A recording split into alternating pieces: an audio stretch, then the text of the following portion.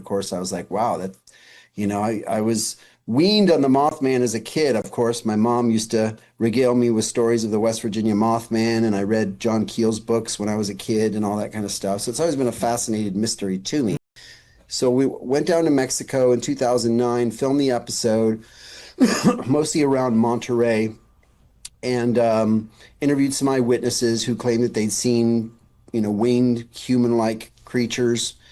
Um, and then ultimately, I ended up, doing another show up in Point Pleasant. Finally got a chance to go up there and investigate the original Mothman in 2010 or 11.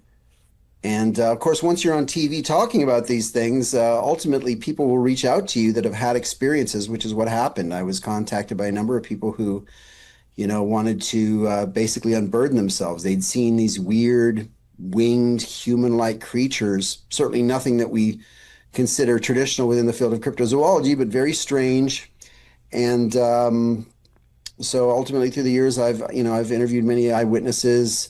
I've investigated these winged humanoid creatures, kind of in addition to my traditional cryptozoology stuff. And I guess as we get into it a little bit, it will be clear that I view this as definitively a metaphysical or supernatural construct or phenomenon, something that folks that are in the UFO field with you, or in different aspects of the paranormal field, will relate to, because it's certainly, again, the Mothman, from the outset, let's say it, the Mothman does not match anything that should have evolved on this planet. Its behaviors were very unnatural, and there was a lot of weird stuff attached to it, from psychic phenomenon to UFOs to Men in Black to curses and all this kind of stuff. So it's a pretty weird and fascinating case, and very, very dark and creepy.